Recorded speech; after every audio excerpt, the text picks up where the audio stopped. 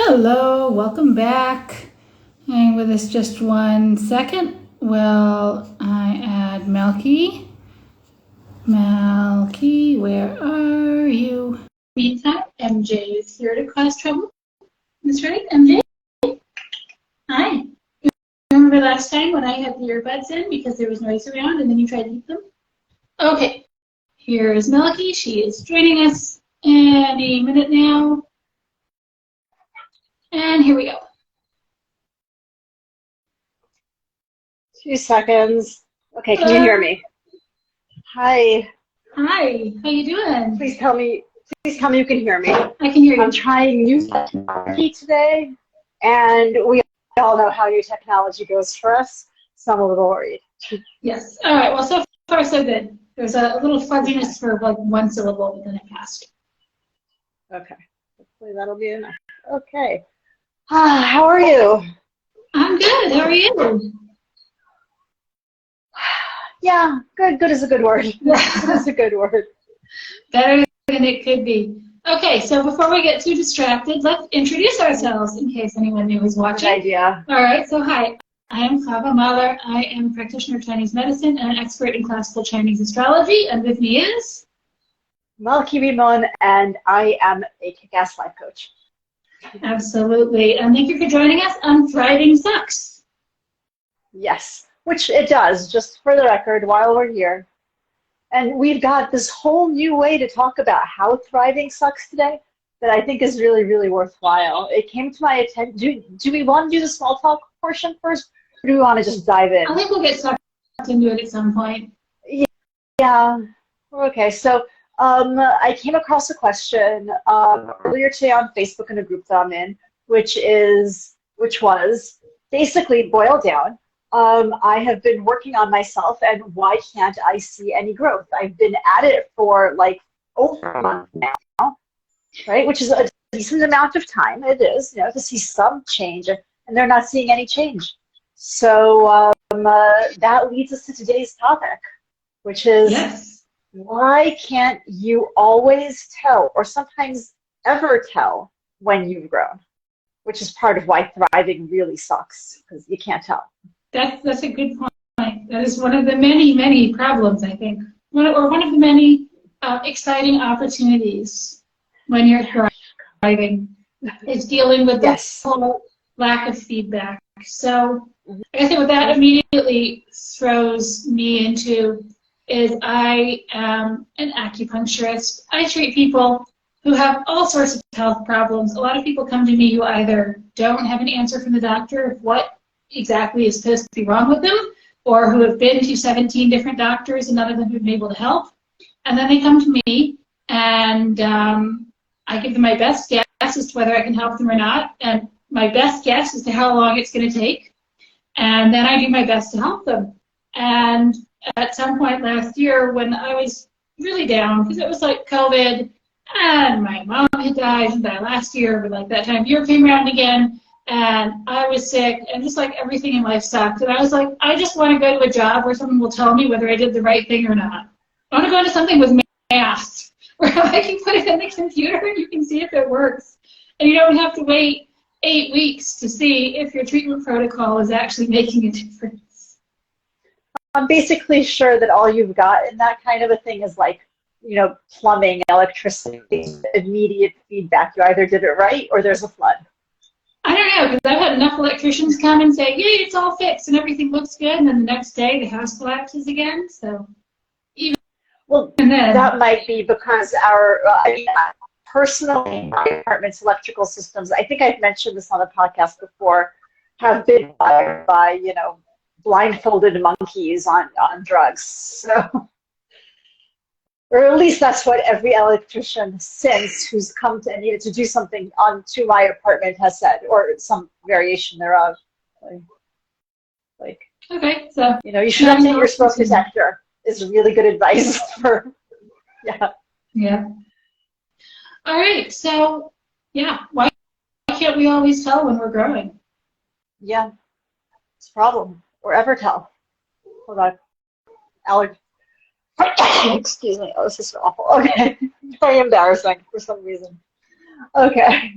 Yeah, so Havva, you once told me that the brain does not have any way of telling when it's malfunctioning. The human brain has Ooh. no feedback for when it's malfunctioning, Yes, that is a good point. which suggests that it doesn't have any feedback mechanism for knowing when it's growing either. That is a really interesting point. I would argue that there is a feedback mechanism for when it's growing, but it's not a guarantee because when you're growing, you're definitely going to experience discomfort. Oh, great. But you Yeah, can experience, everything makes you experience discomfort. exactly. So, But so if there's no discomfort, you're probably not growing. But right. it's not a one-to-one. Whereas if you're having some sort of serious brain malfunction, your brain is going to do its best to cover that fact up. Because if you don't trust your brain, you can't use it to get through life. And so, yeah, so in obsessive insistence and feeling that you have to be right and you must be right and everyone else is wrong would be not a good time when it comes to growth and wellness. Right. Yeah. Yeah, that's true. I think another thing that happens is because our brain, how do I put this? You know, our brain is our brain. Our brain, like, it doesn't, like, it keeps an older version of itself on a hard drive somewhere that you can go pull out and compare to. Like, at any given Yeah. moment, what I'm experiencing is who I am. And I project that backwards and I project that forwards. I can't really think, like, you know, like people have, like, you know, what would my ideal self do? Or, you know, what would Jesus do? What would Buddha do? Like, imagine I was the perfect person and completely compassionate and patient. What would that person do in this situation? But so I can, you know, it's easier to think of someone else doing that than to try and picture me doing it because I know me and I know what I'm like. Right. And I can't really picture, like, if I were me except different because I had more patience, what would my response be? Because I'm being overwhelmed by having my response. So Right.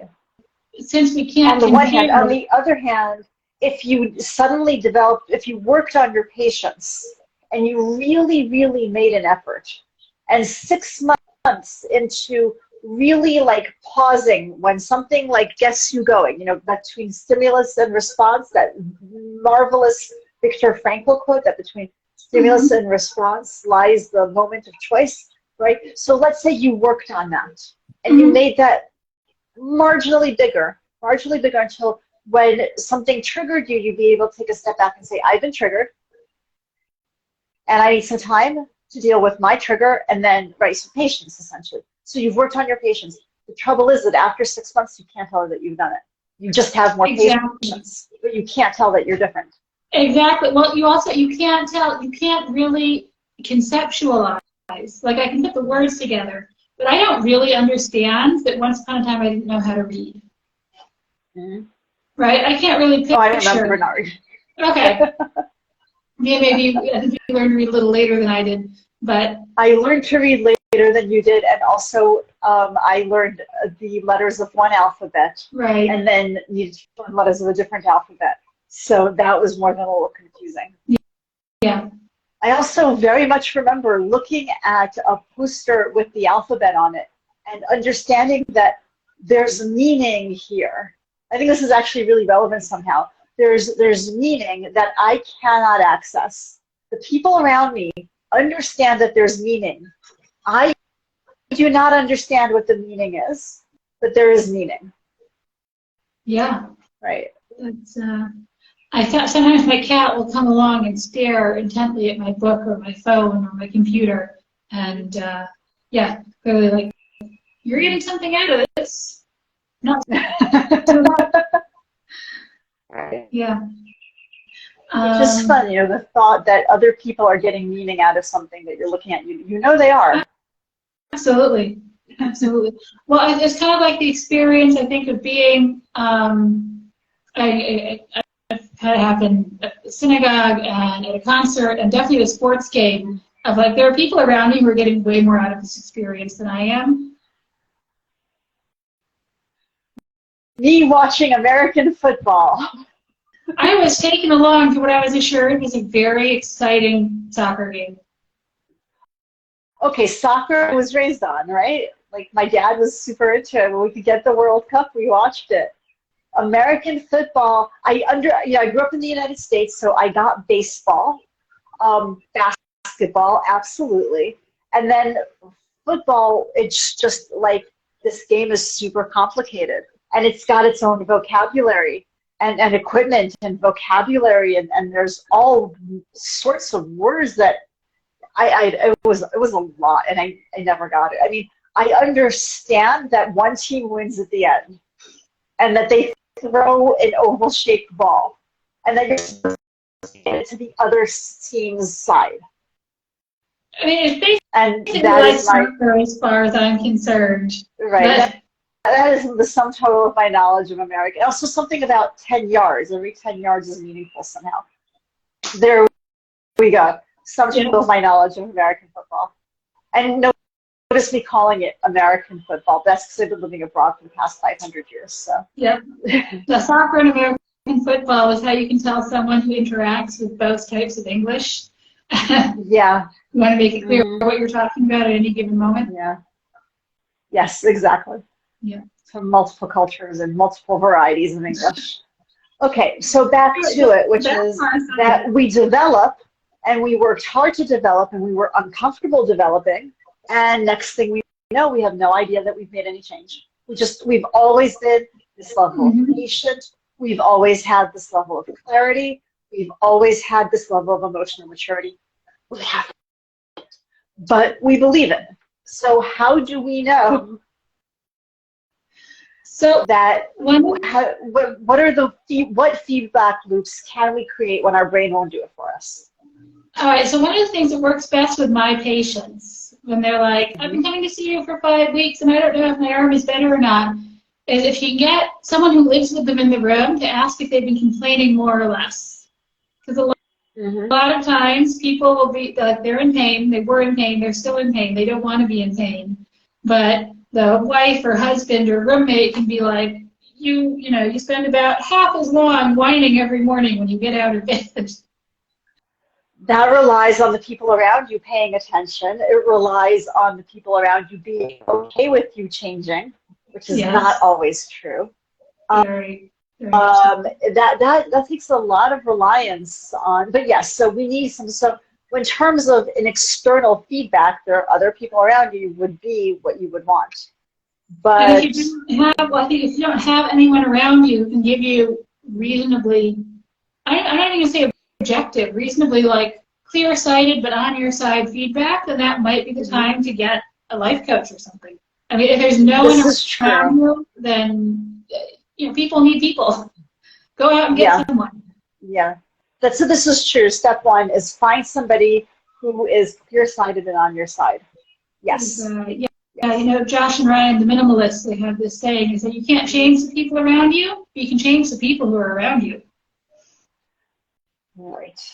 That one worries me a little bit because I think that we live in a day and age where people are willing to give up on relationships a little too quickly. And I say this as a divorced woman, which, is not an obvious thing for, like it seems that many people walk away from divorce with the sense of, well, now I know when a relationship doesn't work for me, I'm out. And have I learned that? I'm not sure that I have learned that. I have learned that not everything that I want to save can I save. That's what I've learned. I think that leads us to a different rule. Like it's a rule of thumb for me and does not seem to be for a lot of people, which is that before you try getting rid of something, try adding something. Okay, explain. Okay, so because you're a minimalist, that does not sound like something you would say. Yeah, I know I am a minimalist, but okay, I don't mean necessarily like hairbrushes. I actually do. If I want to try something new, I'll keep the old thing until I'm sure the new thing is actually better. But okay, so in your relationship, if your relationship is having problems, maybe add a therapist before you try ditching the partner. I think when it comes to your diet, add healthy things and nutritious things, and make sure you're getting all your vitamins before you try cutting something out, unless you're having like really bad reactions to something that's really obvious that you're allergic to it or whatever. And again, I say this as someone who eats like no food groups, but the list of things I do. Are you still eating like a B blood type? Yes. Yeah. Yeah, because we were talking about that last week, and you're still on. It's a week later, and anything you'd like to report in 1 week? I'm feeling great. I do not know enough about the system to say everyone should try it. But I think that if you've tried everything else and it hasn't worked, then give it a go. I say this with a very small sample number, but I also believe in experimentation. Mm-hmm. Yeah. Right. Okay, so Silka, who is watching this, has a great point, which is that if you're, I'm assuming this is back to relationships, if you're having trouble in your relationship, try adding a house cleaner before you get rid of your spouse. This was actually advice we were given by a couples therapist. A very senior, very experienced couples therapist said that if people come to her and they're having trouble with their relationships, and they say one of the members of the couple, one of the two wants to go to couples therapy and the other one wants to hire a cleaner because most of their fights are about cleaning, she'll always tell them, get the cleaner if you can only afford one. Mm-hmm. Yeah, that makes sense. Yeah, but so in terms of adding things, make sure you have what you need before you start. I just finished reading the book. I don't remember what it's called in English, but the book on post-trauma and how it's kept in the body and how the body reacts, written by the American psychologist that everyone's talking about. I'll find it and put it in the notes. The Body Keeps the Score. Don't remember the name of the author. Yeah. You're welcome. Yeah, thank you. Okay, and the body keeps the score. And at some point he's like, a lot of people, if you just come and you take away the alcohol or the drugs or the gambling or the food or, obsessively playing some little game in their phone, then you have to deal with the behavior that was covering up. And if you didn't provide any kind of support, then, or give them anything that's going to help them, another coping mechanism, then you're probably going to leave them in a worse situation than they were. Because, as messed up as our brains and bodies can be, they are 100% focused on keeping us alive and keeping us as safe as possible. And if we're engaging in risky behavior, then that means it's covering up for something that could be even worse for us to deal with. Wow, that's terrifying. So that's terrifying. You don't have to have that in a paper copy, do you? What? Sorry? Do you have that in a physical copy or just online or an ebook? I have neither. I borrowed the copy from a colleague of mine, not coworker, and I could borrow it again, but it is in Hebrew, the copy I borrowed. Okay, no, I'm just thinking maybe my local library has it. I'll go check it out. I got it from the library. I got it from the library as an ebook, but I didn't finish reading it before the time was up, and the waiting list was like 47 people, so then I just read the second half. Exactly. Yeah. Yeah. I think this is one that it might be worth owning if you get the chance. And again, I say that as a minimalist who own like 12 books that I plan on keeping long term.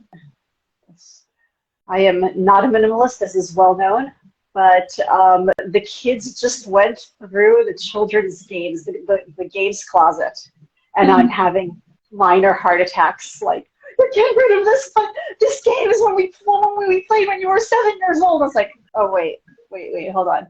It hasn't been touched in 10 years. Okay, but so there's another silly one. Other reasons that you can't necessarily tell you're growing.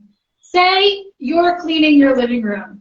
Mm-hmm. You're in the middle of cleaning your living room, it does not look better than when you started. This is true. You're in the middle of sorting through a closet, your house does not look more organized. We're in the middle of all of that, and the living room looks like a tornado hit.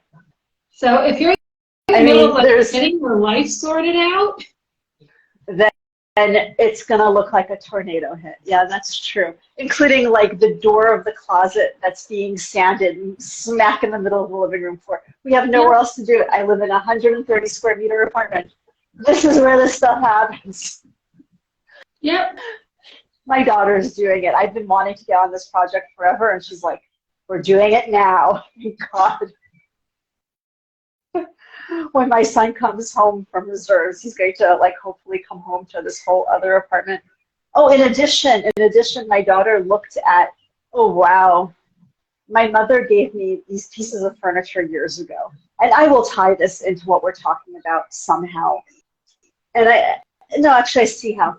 My mother gave me a match set of furniture years ago. It was very, very important to her that I had this. She loved it. I hated it. I like modern furniture that where you pull a drawer, it's on like those rolly wheelie things. So when you pull it out, it actually comes out and you don't fight with it. So this is a much older piece of furniture. And I have been, don't tell my mom, slowly getting rid of all of these different pieces by giving them away or yeah, usually just by giving them away. And I still had left, and my daughter came home into the apartment the other day, and she's like, we don't need that anymore. It is clutter, and it is only housing clutter. And it kills me to say that she was exactly right. And then she took out all of the books that were like just living there, and all of the garbage. Turns out that was just things that, you know, like what is it about earbuds that when one breaks, all the half broken earbuds, because it still sort of works, which just tells you how my brain works. It's not good. And she was ruthless. And she's like, Mom, get rid of this. I'm like, no. She's like, yes. And I'm like, just don't let me see it happen. No, but you said something there. First of all, congratulations. But you said something that was so brilliant. Thank you. You said this is clutter, and the only thing that it holds is clutter. Mm-hmm. And I think sometimes when we hang on to something that's not right, it just attracts more things that aren't right. In any exactly. aspect of life, not necessarily in home decor, but yeah, that's exactly right. When we're holding on to something in our soul, in our heart, that And that also means. Which I still think that we go through that people are willing to let go of relationships, important relationships, too easily. But I could be wrong. You know, I'm actually really okay. As a general rule, I as a person am very okay being wrong. And it could be that I'm wrong here. It could be that I'm wrong here. Is that a comment from someone? Havva, letting go of the emotional burden. Yes, exactly. Exactly. So now I have a pile of homeless books on my living room floor. Which is a step and then she tackled what? Might not look like Which is what? Which is a step forward, but it might not look like it. It's an absolute step forwards. It doesn't look like it, but at the same time, I know exactly where they're going to go. They just have to get there. Not so bad. And then she started with, and then she decided that it was time to redo the closet I've been needing to redo because I wanted to change the color of it. For like, I don't know, I hate it. It's ugly. I love the closet itself. The closet itself is really, really good. It's just like, I mean, there are a couple of things about it I don't love, but overall, it's just really good at its job. It's just the wrong colors, completely the wrong colors. And so we're going to try and do something about it, wish us luck. She's begun the sanding process. We need all the luck in the world. Let's mention that. We do. And this is, you know, this is new for us. But so far, so good. So far, so good.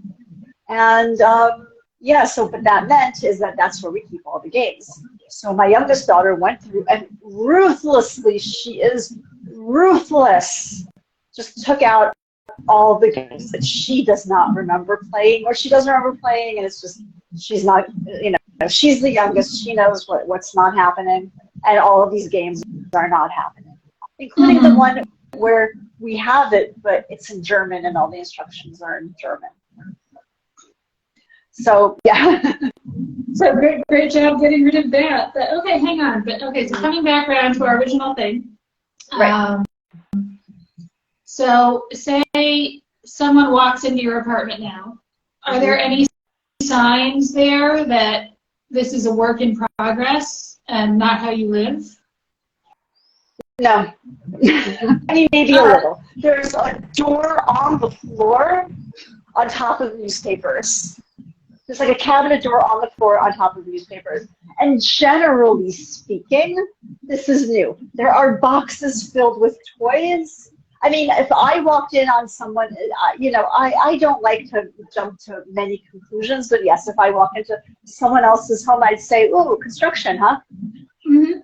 All right, so are there any signs? Say, would you like all of these toys? Please take all of these games. Yeah. All right, but no, the new, okay, that one I didn't put that one in the box. No, but the newspaper is a sign, right? The newspaper is a sign that the door doesn't just live on your floor. So, right. Yes. Okay, so someone who's going through the month of work on spiritual growth, is there a newspaper equivalent? Is there something you can look at and say, oh, this isn't just a complete mess. This is a mess. Yeah, frustration. Frustration. If you're feeling spiritually frustrated, if you're undergoing the process of spiritual growth and you're feeling spiritually frustrated, you're growing.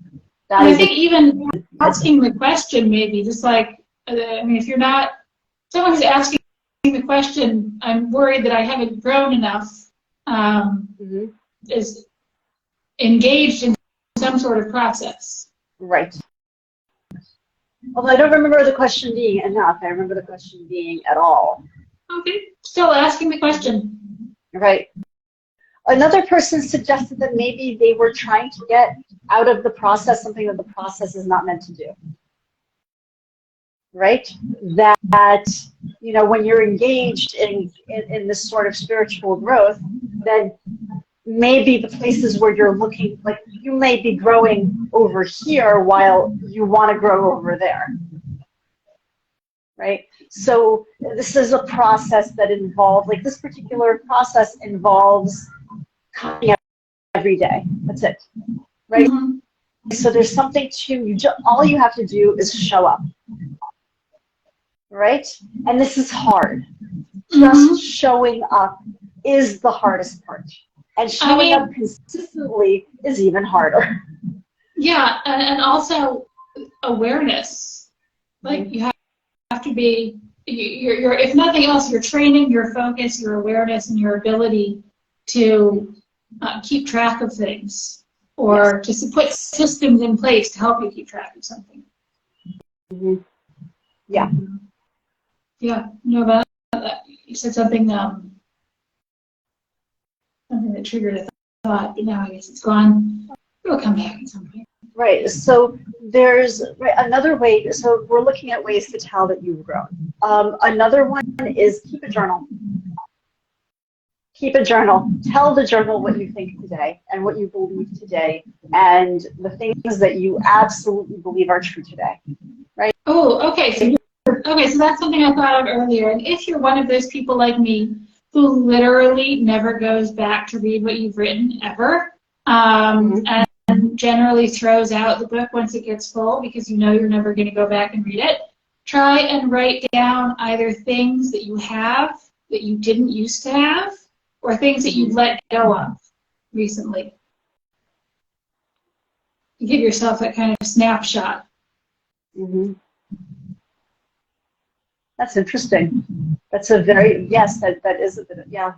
But something that I'm finding over and over and over again is that my clients who have done incredible growth, like it's astonishing. I can't really share because, you know, I need to keep their privacy intact.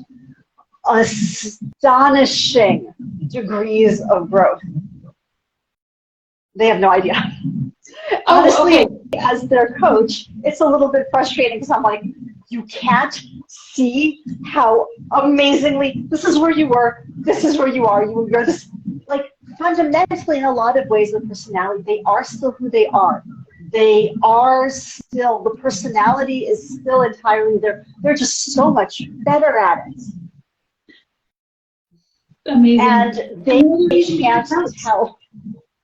Another reason you get a coach, and I know, so I have a business coach And every day, once a day, I send her a little note of like things I've done to advance my business today. And there is no relationship between how good I feel about how I did and her feedback at all. That's right. Sometimes she'll like give me her feedback, and then I'll get a voice note a couple minutes later being like, I didn't hear in like anything that you said when you were reporting any appreciation for how much work you put into this. I'd be like, oh yeah, because I was doing the next thing on the list, but actually I did a lot. Right. Yes. But so okay, so I thought of another sign that you're growing. New and different problems. Very, very much so, yes. New and so I have a patient, and this again ties back to me because it's been a crazy week in the clinic. I have a patient who came in this week, and she's been, and I get this a lot. People will see me for like weeks and sometimes months, and then they'll say, "I've been coming in to see you for months, and I'm still in pain."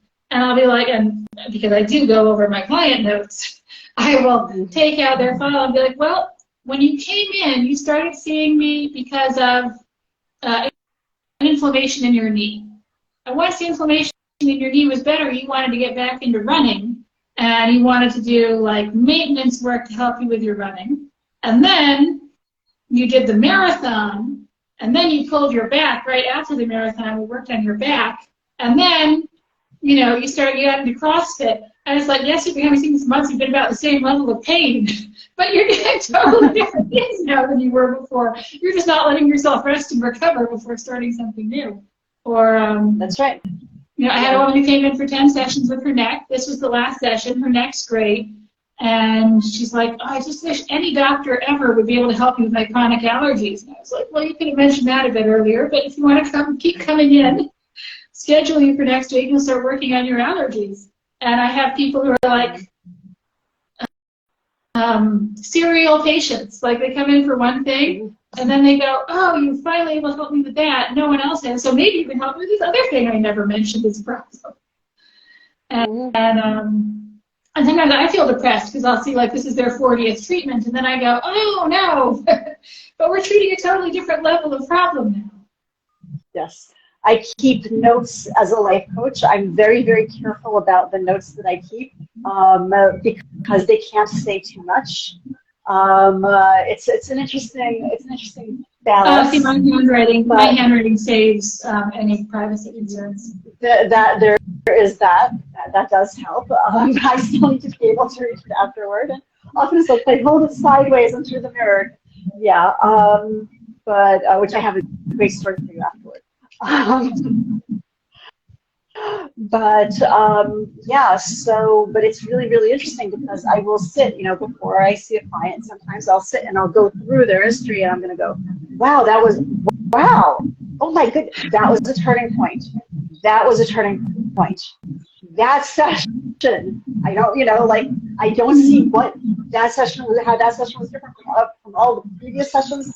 That was the breakthrough session for that particular issue. Keep going, right? It's just, Yeah. Yeah. It's really, really interesting because the problems are completely different. Sometimes there's a persistent problem. Like I have a client who's been dealing with something that's been persistent, but she's now in a place where she can look at it. Whereas when we started, we needed to do all the other stuff first, so that this big thing, like we needed to start like dismantling so many beliefs that were really hurting her. That this is like that. First we had to take care of those to the point where she couldn't even hear, and this is what's happening now. And it's amazing. It's incredible. I lost my earbud again. I am in absolute awe of the work my clients do. I think that's the best way to put it. Just absolute awe, because they work so hard and they make such enormous gains. And I get to witness it, which is really, really incredible. And I guess this is my plug for saying that one of the ways in which you can tell if you're growing is hire a life coach. This is literally our job. There you go. Yeah.